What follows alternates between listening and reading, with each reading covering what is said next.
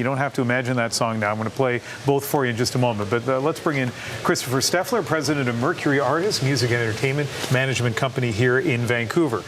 What do you think of this verdict? Well, you know, I actually think that the right thing happened. I believe that if you listen to the songs, there's overwhelming similarities that I think they probably knew.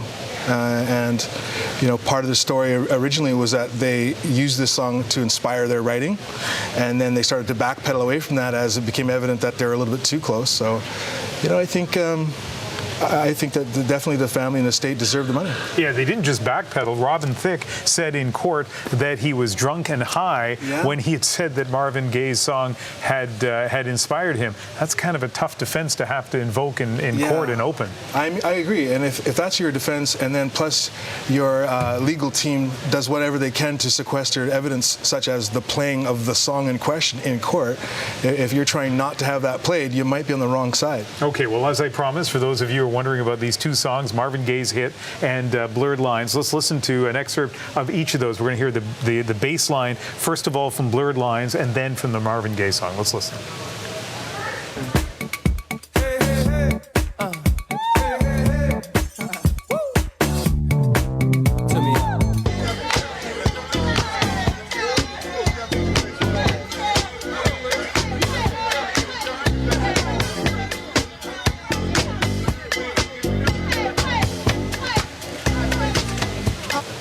And that's just part of it. If you go onto YouTube, you can find a mashup that has 3 different segments of each of the songs, of both songs. They sound a lot alike. Let's bring Chris Steffler back into the conversation. Now, you write music. Yes, yes. And this kind of stuff happens, right? Like, do you ever worry that you come up with what you think is a great hook, and then it turns out that it's a song from 25 years ago? All the time.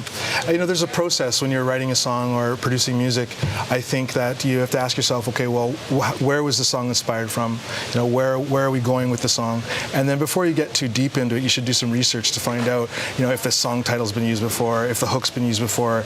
You know, there are a number of agencies where you can get your mechanicals to make sure that they are unique. So there, you know, there's processes out there to make sure, but you have to be mindful of that. Yeah, always. 25 years ago, it could have been really tough, and we know of cases, most famously George Harrison, who had written a song that ended up sounding like an old chiffons hit from the 1950s. Clearly, he didn't do that on purpose. That's right. But now all you have to do is go on SoundHound, is that what it's called? There are a couple of services where you can just put them up there, and your smartphone can tell you whether it sounds like something else. Yes, that's right. That's right. And you know, there's certain codes that are embedded within songs. So, like, for example, if you try to rip something off of YouTube and use it for something else, it'll get flagged. The radio uses it all the time. So if there's a certain amount of likeness, it gets flagged. Let's talk for a moment about Robin Thicke, Canadian roots, of course. Alan Thicke, his dad. Here's a guy who had this huge hit in the summer of last year, #1 song, well, 2 years ago, I guess. Since then, it's been kind of rough for him. He wrote a song for his estranged wife that a lot of people found a little bit creepy. And now he's going through this. He didn't look very good in court. What do you think about where his career is at now?